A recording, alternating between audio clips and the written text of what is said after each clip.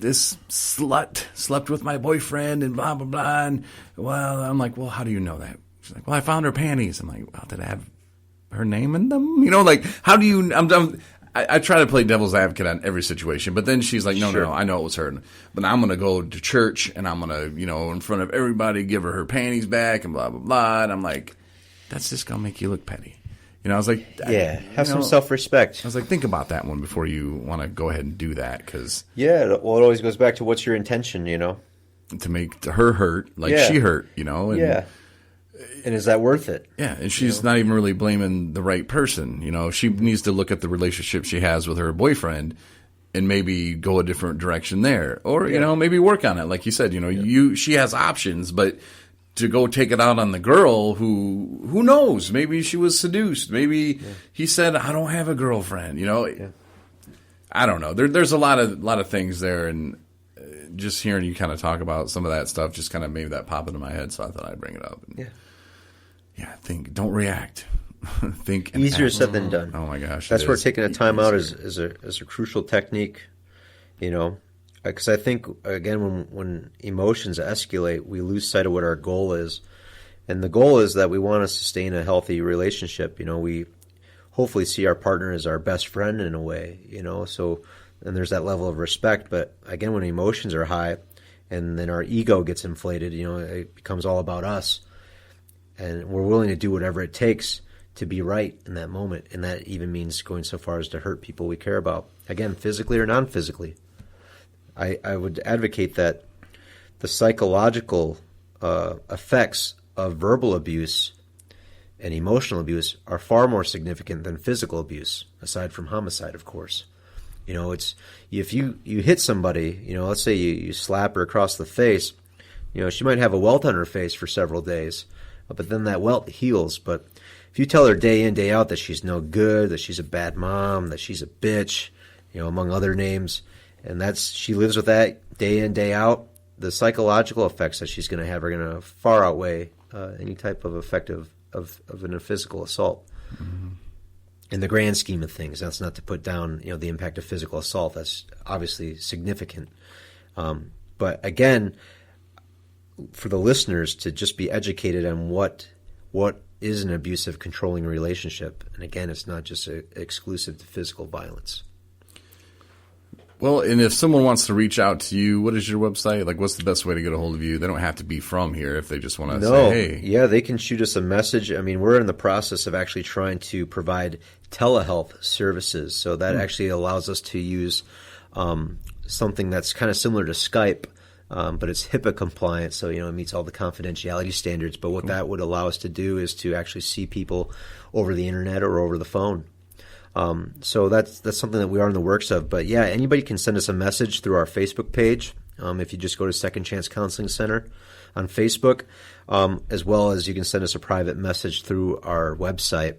There's a contact tab at secondchancecounselingcenter.com.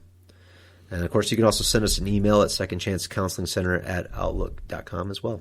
Cool. Yeah, we'll have a link on our website. We're in the middle of getting it switched to a different – we have a website now. I mean, it's okay, but we're switching to a different one. And upgrading. Yeah, I guess you could say. Getting better. Maybe. We're good, but we can be great. That's right. You said that earlier today. It resonated with me. There's the Danielson and Mr. Miyagi. Yeah, just having sometimes I question: Am I even teaching anybody anything? Is anybody actually paying attention? You know, so it's always cool when you see the results. So yeah, it lets me know that I'm at least doing my part.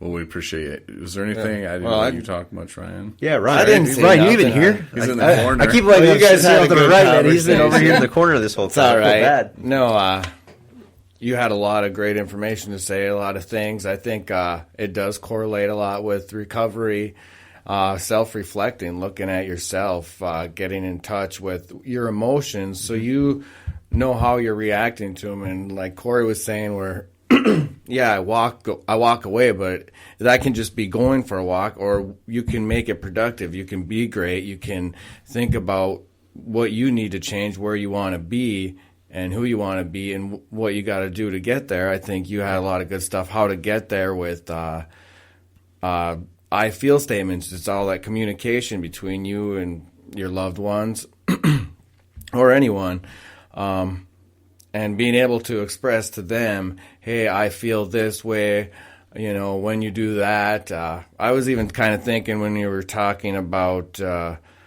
like trusting her what she would do in the situation. I felt I've been in them kind of situations where I totally trust her. I don't trust this other guy, but you know what? What I really feel is I feel afraid that you won't be able to protect yourself in this sort of situation. And I had a girlfriend that was bartending, and she would have to walk home after work, and I wouldn't trust some of these guys drunk afterwards, and but I'd go down there and walk her home, to do my part. Wasn't because I didn't trust her, but just explaining to her, I do trust you, but I feel your safety's at risk here, and I would like to do something about it, or whatever it is. But I do think communication's key, self-reflecting, even the self-talk where we have a way of blowing things up and making it a whole lot worse than what it is. And if you can take that minute to go for the walk, or not get all wound up and not feed yourself into a frenzy, that it's definitely good for you to reflect. I think that's all reflecting on our behaviors, trying to get better, most people just don't think about it. We just react. So, yeah. Especially as men, Yeah. It's really easy to react, and with just anger, as we were talking about earlier, again, if I can't identify what emotion I truly am feeling, and I just associate every feeling with anger, I'm going to react with aggression and hostility and violence pretty much every time. And the irony is that I'm not angry at all. I'm just sad. Mm-hmm. But again, I was raised in a society where, you were ashamed for crying, as a boy, and I said it earlier, like, if I was provided an environment where I was safe to cry, I probably wouldn't have been such an angry young 20-something, that I was. So part of being the change forward is being able to advocate and speak up about this and to challenge other men, and to give other men validation that it is okay to be sad. It's okay to be vulnerable. It's part of being human. But again, at a young age, we're kind of conditioned with this massive expectation to just be like thick-skinned and calloused and brave, and and it's like, well, what is that? Whereas now I think being sensitive and vulnerable to my partner is what makes me brave, because it actually makes her feel closer to me, I think women are more drawn to an emotional connection, whereas men are it's more of like a physical connection. Not to say that we lack any emotional connection, but it's certainly more present in females. So if we can tap into those emotions and provide that emotional support with our partners, then yeah, we're going to have a dynamite relationship, and it's going to be functional. It's going to be healthy. You're going to be able to communicate how you feel, and you're also going to be able to listen and understand how she feels, rather than just seeing all of her feelings as some dramatic problem that you somehow have to fix. Yeah, you're never going to fix it. Well, that's the irony, is they don't want us to fix it. They just want us to listen and understand and validate it.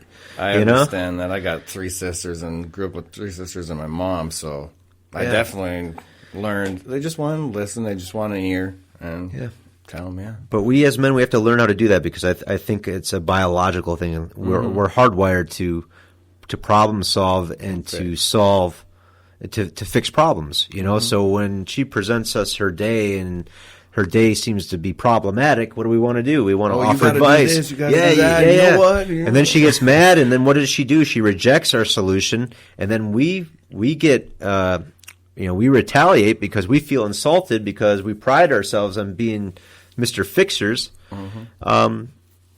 And yes, what do? And then it backfires. Then we get into a big argument about nothing that didn't even have to exist, all because we just didn't actually just listen. And when she says, "Hey, my day sucks," all I have to say is, "Well, sorry to hear your day sucks. That sounds tough." A little bit of empathy and validation. Mm-hmm. And for some reason, that's like the hardest damn thing to do in the world. But I found that what has helped me, when my wife Alice is telling me like the problems of her day, I'll ask. At least I do my best to do this. I don't do it every time. I'm being honest. But I do my best to ask, are you looking for advice from me, or are you just looking for me to? You just want me to listen? And then she'll tell me, and that's great because then when she tells me, like, I'll know what to do, rather than again being this guy who thinks, okay, I gotta just know what to do at all times, you know. Yeah. Anyway, I mean, it's all complex, but it's all part of the process. But if I can understand how I operate and how my partner operates, then I can be bilingual, so to speak, in my relationship. But there's a fine line there because I think it was, I don't know, one of my rehab visits that I had learned that, don't offer advice. Give advice if it's asked for, but just kind of lay back. Yeah. And this friend of mine, she was telling me this story and this problem, and it was the end of the world, and I was just like, yeah, okay. She's like, you're not going to tell me? Like, what do you think? I'm like, what? I mean, you're a big girl. I mean, you can figure it out, but I wasn't saying that like not. I wasn't saying it like that, but I think I told her that, she'd figure it out, what to do. And I don't know what to do because I wasn't there and I wasn't in her situation, and she just looked at me like I would I don't know. She looked at me like I was useless, and I was like, oh no, I'm too good at this now. And if there's guys out there listening right now who are resonating with what you just shared, Corey, I find that what's really good for me is that there's moments like that where I have to just acknowledge that I actually don't know what the hell to do. Again, as a man, I'm pressured to know what to do at all times and that I should have the answer at all times. But I found that by being honest with my partner and by saying to her, look, I actually don't know what you want from me. Can you help me help you? Again, and you have to be pretty damn vulnerable to do that as a man. I found that by doing that, it's great because then she guides me, and that way I don't mess it up and then create a whole nother argument for something that didn't even have you to don't exist. care. You're just nodding your head where you're still, hey, no, I want to help you. Just I don't know how to. Yeah, but the challenge is as a man is admitting, hey, I don't actually know what the hell I'm doing. Mm-hmm. Please help me, because again, our partners are just as capable as we are. They can fix their own problems. They can even help fix some of our problems. Mm-hmm. But it's being humble enough in the moment and being vulnerable to admit when you don't know what you're doing, but you have the desire to do it. But again, it's just being able to, as opposed to, it's kind of like, you get hired on a new job and you don't know how something works, but you feel super dumb for asking how it works. So you just maybe go with it and hope that you do it right. But then you mess it up and the boss yells at you and he's like, I didn't know what I was doing. Well, why didn't you just ask me what to do? And you think, oh yeah, I guess I should have just done that. I kind of just transfer that same analogy, I just have to admit to my wife when I actually don't know what to say or what to do or what she needs from me. Because she knows what she wants and needs, so if she tells me, then perfect, makes it actually even easier on me. So guys, just ask them what the hell they want help with. They'll tell you. Yeah, should have just started with that. And that's all you need to know for tonight. Thanks again, Chance. Absolutely. Second Chance Counseling Center here in Petoskey. Appreciate you coming on the show. Like I said, we'll put a link up on our website, kind of link it back to you as well. We'll send people there and we'll get in touch when we get that subway thing figured out. Do our hair modeling, autograph signing session. But yeah, man, thanks again for coming on and kind of talking about what you do. And, I think it really plays a huge factor in people that are in active addiction. I think a lot of them do come through here and, you can't really say yay or nay, but in my opinion, it all kind of coincides with each other, man. It's all mental, and we need to think through it. We need to learn and, continue to grow as life goes on. So absolutely. I agree, and I'm really thankful that you guys brought me on. I had an absolute blast, and I'm down to do this again if the opportunity is there, or if people care enough to listen to me ramble some more, by all means, I'll come back on. So right on. Yeah, thank you. Enjoy your jacket. I love the jacket, you guys. That was an awesome gift. Awesome gift. And I've been needing a new hoodie, so thank you. Looking forward to representing both Second Chance and 217 Recoveries. Nice. Yeah. So look for that on your Facebook page, I'm sure, right? Yeah, right. Take pics with it. You guys will you definitely get a tag and some support. So, nice. And as I like to say at the end of every men's group, be kind to those who love you. Mm-hmm.